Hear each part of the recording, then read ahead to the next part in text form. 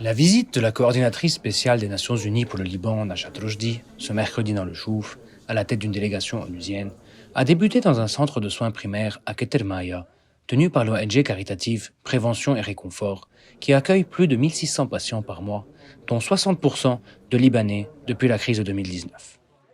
La délégation s'est ensuite rendue à l'hôpital gouvernemental de Sibline, qui comporte une aile dédiée aux patients atteints du Covid et qui bénéficie aussi du mazout offert par l'ONU depuis septembre 2021.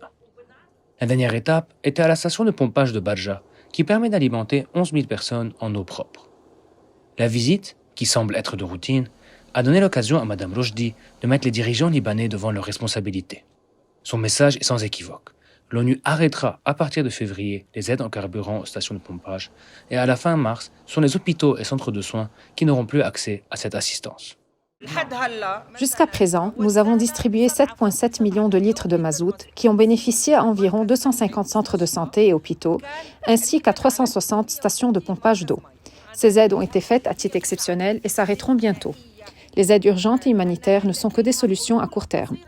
Le Liban a donc besoin d'un plan de redressement économique, financier et social qui serait la seule solution à la crise actuelle. L'État ne devrait pas être tributaire des aides, mais doit jouer son rôle.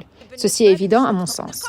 En tant que Nations Unies, nous voulons des institutions intègres, transparentes et professionnelles.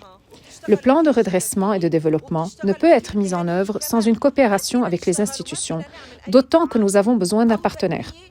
Donc, nous voulons que l'État, le gouvernement, le Parlement et toutes les institutions publiques assument leurs responsabilités parce que c'est le seul moyen pour que le soutien que nous apportons soit utile et pour que le Liban sorte de sa crise.